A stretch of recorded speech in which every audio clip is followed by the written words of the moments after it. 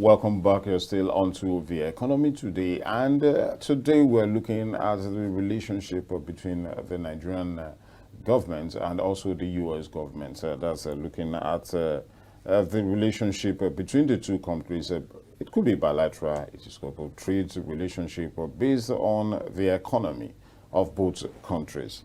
I have with me in the studio to discuss this and other matters relating to this issue, Wofai Samuel. She's the Director of Communications and Government Relations on Advocacy of the Nigerian American Chamber of Commerce. So, hello.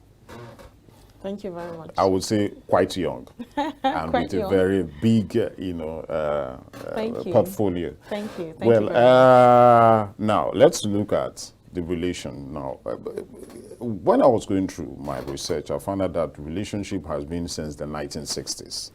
You know, since the 1960s, Nigeria and the U.S. have been in partnership, on advocacy, on a lot of things, policy, a lot of other things. But then let us know, how do you see that relationship? Has it fostered to a positive line?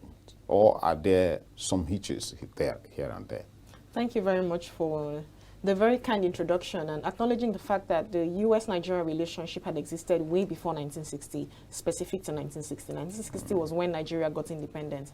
And like you mentioned, the United States happens to be one of the largest and oldest trading partners with Nigeria.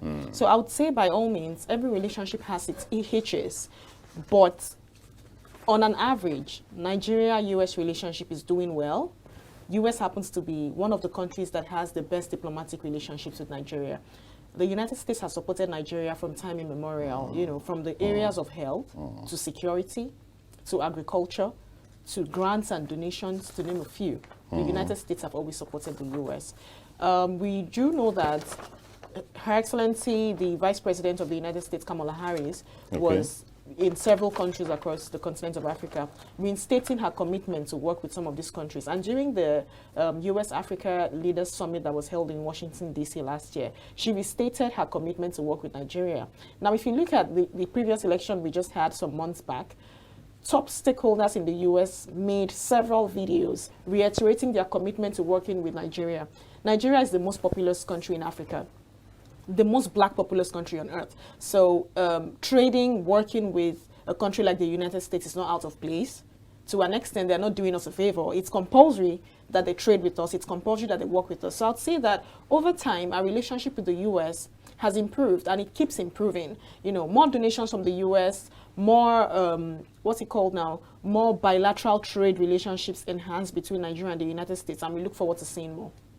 Now, are there any focuses? Now you mentioned all the trades, security, agriculture. There are a lot of things that is lacking in the country, Nigeria now, because the United States is a bigger nation, when it comes to size, it comes to the economy, it comes to the massiveness of their wealth and the rest of them, compared to a nation like Nigeria, even though it is the largest black nation on planet Earth and also the largest population in Africa. So what focuses do you think the United States is focusing on and should focus on?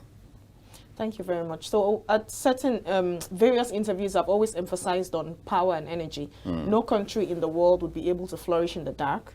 The president of African Development Bank, Kiwumi Addition, has said that over and over again. So part of what Nigeria lacks is stable electricity and power supply. There's room for investments in that sector.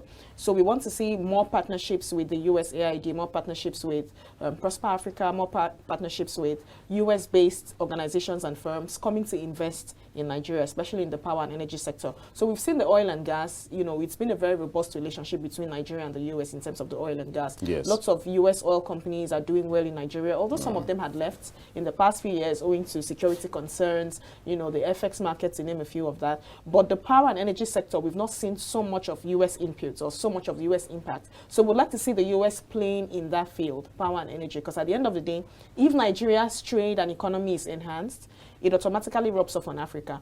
excluding power and energy, agriculture is another sector I'd like to see more investment. So we are gradually moving from subsistence farming to mechanized farming, where we get to produce more goods, more products, more services. But at the end of the day, if you produce all of these goods and products and services and you do not have proper storage, excuse me, everything goes to waste if you don't have proper storage. So when you look at countries like India, you look at some other countries in Asia that in the past were not very big on agriculture. How are they able to solve the agricultural concerns and issues? You know, stability in power, they produced more, they were able to store, and because they were able to store, so many other countries were able to buy from them. So I think the power and energy sector is where I would advocate for investments from any country in the world to come in. And then infrastructure.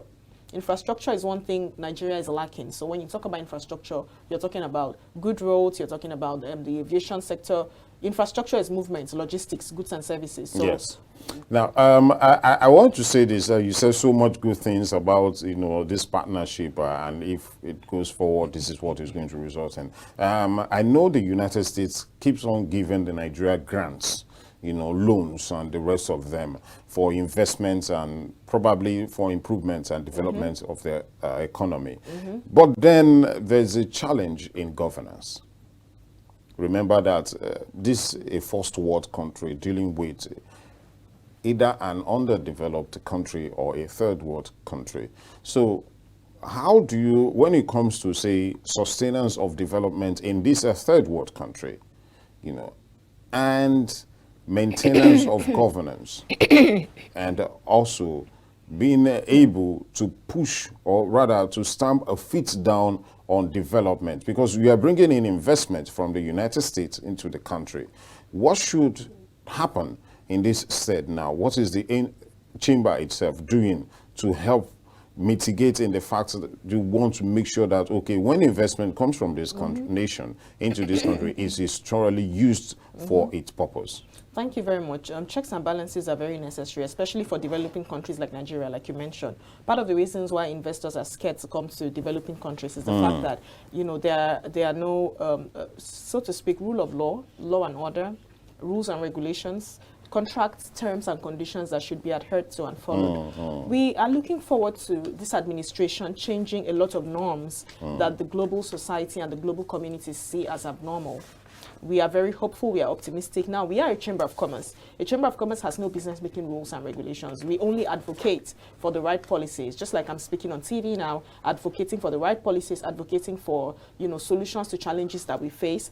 Now, as a Chamber of Commerce, we are very big on advocacy. Our advocacy drive is what defines us. So we take every opportunity to put together conversations, meetings, and fora where we discuss challenges that Nigeria is saddled with and the international community to an extent are uncomfortable with. So we talk about these things. We bring up professionals and senior stakeholders who are in this field to come analyze these challenges and prefer solutions. Sometimes we put together white papers and we send them to government agencies, we send them to government, hoping that government would listen, government would see our recommendations and heed to them. But at the end of the day, if the government or the people who are the policymakers decide to throw away these white papers, throw away this what's it called now, this research and findings, there's very little we can do. So at the end of the day, chambers of commerce anywhere in the world has to work hand in hand with the government. But like any other chamber of commerce in the world, we are very big on advocacy for Nigeria and the United States. We want more people to come in from the United States to do business in Nigeria.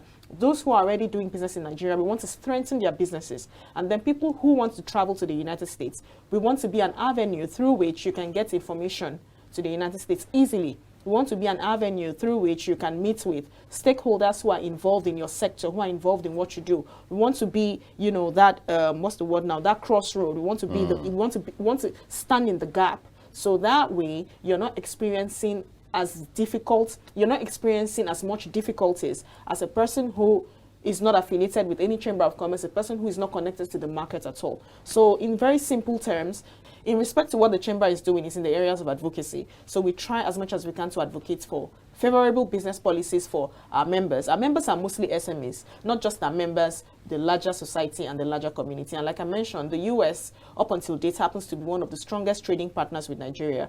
Nigeria has imported so much. I don't have the numbers. I'm not a macroeconomist. Nigeria has imported so much into the US in the last 5 years, and the US has also exported into Nigeria a whole lot. Excluding United Kingdom, China, USA happens to be one of the biggest, if not the biggest, trading partners of Nigeria. I wanted to come to you to that, but we'll go for a very short break now. I'll be right back to ask this very young lady some more interesting questions.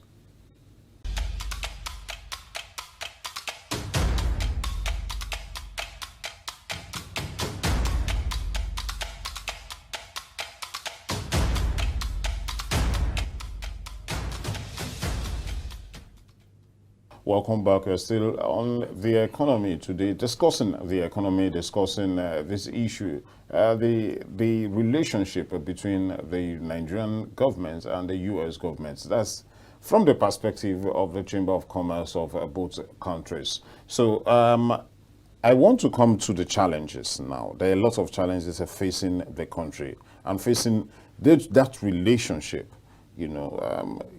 Over the years, we've had issues. In fact, currently you have issues of Africa emancipation. You know, Africa needs to take up the challenge now to be at the forefront of everything. Africa needs to treat with the West like partners and not like the godfather to the small boy, you know, and all that. So what do you say to this? You know, you've talked about there are a lot of imports going to the United States from Nigeria.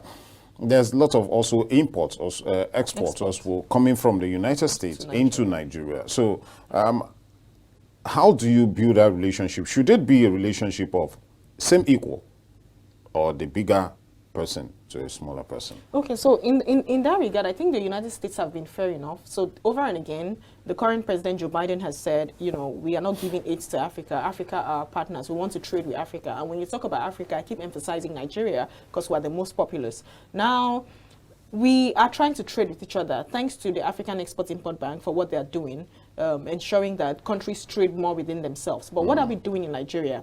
We work hand in hand with the NIPC, the Nigerian Investment Promotions Commission. Recently, we had a conversation and the acting CEO was present at that meeting. NIPC has an act, I'll say a rule and regulation that ensures that every product every good and service you're producing measures a particular standard. Now, the standard is a standard that is acceptable by the African Free Trade Continental Area. So Nigerian government has put that together using the NIPC Act. That's one way to ensure that we trade with ourselves and ensure that the goods and services we're sending out of Nigeria are, you know, at par and at standard, at par and are up to measurable standards of what is obtainable abroad.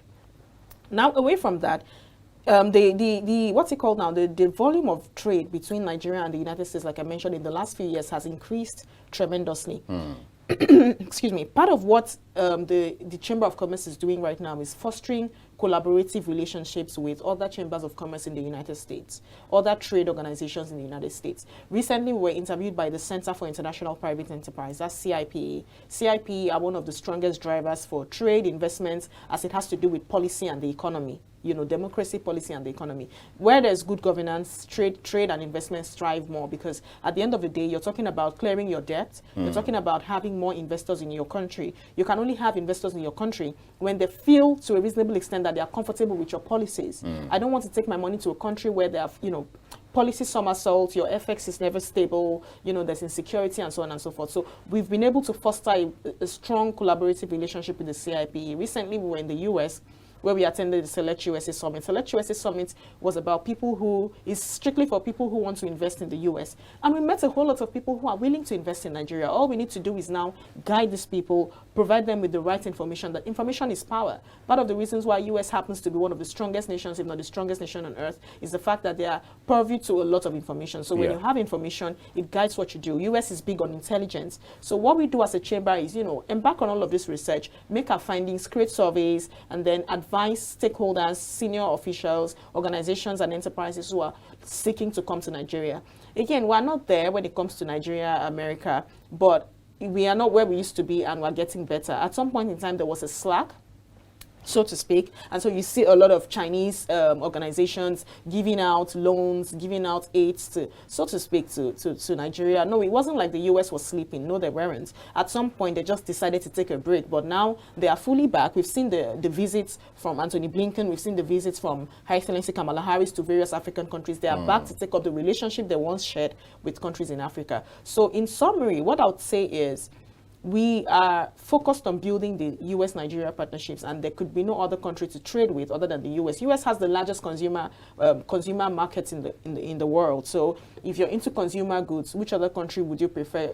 Speaking about the U.S. For real estate, the expense of land in the U.S., just like Canada and so many other countries, is amazing. We were in the U.S., and like I mentioned, it was amazing to see the expanse of land that are unused. So for people who are willing to invest in real estate is also one sector in the U.S.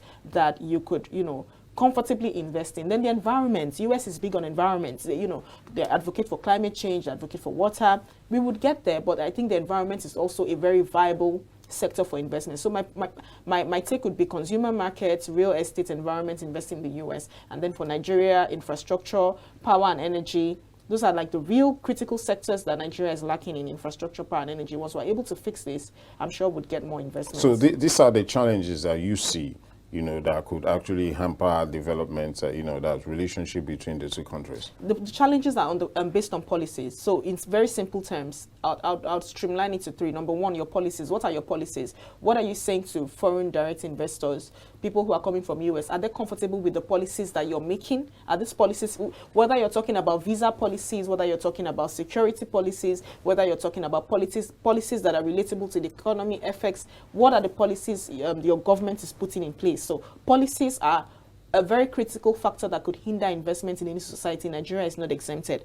Then excluding policies, security concerns. Everybody wants to, invest in a society, like I mentioned initially, where they're sure that to an extent, their goods, their services, their enterprises and organizations are safe and secure. You don't want to send your expatriates or your expats from the US to Nigeria, and at the end of the day, they're running helter-skelter because they feel threatened. So when I mention insecurity, people are, automatically thinking about Boko Haram. It's not just about Boko Haram. It's not just about the terrorists. It's about basically just ensuring that it's about simple things like you feel safe walking around your environment and you're not threatened. The security situation in Nigeria it's getting better over time, but we can do more. Now, away from security, away from policies, I'll talk about your macroeconomic index. So I want to invest in your economy. How much am I putting in and how much am I getting out?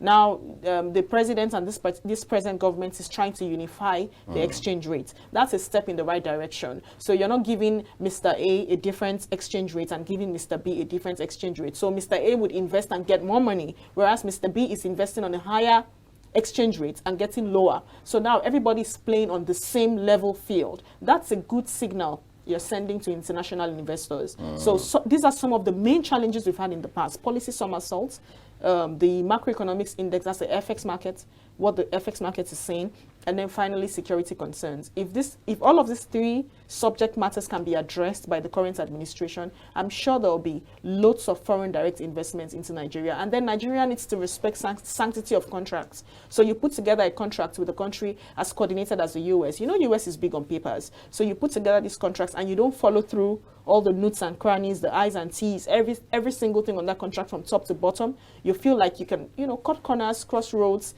You don't adhere to the agreements that you had from the beginning. We should try as much as we can to desist from this. So if we can put our policies together, address some security concerns, address the FX market, and then ensure that we stick to the sanctity of contracts, I'm sure we'll be able to get more foreign direct investments into Nigeria. Wow, I wanted to ask Ruben's questions, but you answered a lot of questions, that I wanted to ask. Let me just say in a final one, in a minute, if you can just tell us what exactly, how do you describe the the Nigerian-US relationship going forward? Thank you very much. So the Nigerian-US relationship is a very dynamic, spontaneous, and productive one. Like I mentioned, the US is the envy of so many countries in the world. Which country would you rather trade or do business with, excluding the US? US has supported Nigeria a great deal. I would be doing myself a great disservice if I do not talk about even the grants and the opportunities, the trainings. Away from the Nigerian American Chamber of Commerce, I also belong to an organization called the United States Government Exchange Alumni Association. I'm the publicity secretary. to that association that houses people who have gone to the US and returned from trainings. So the US offers all of these myriads of opportunities to Nigerians. I don't know if other countries do, and if they do, I don't know if they do as much as we do. But it is on record that US happens to be one of the countries who have given the most grants, the most aids, and the most exchange opportunities to Nigerians. So I'll describe our relationship again, like I mentioned, as spontaneous, dynamic, and highly productive.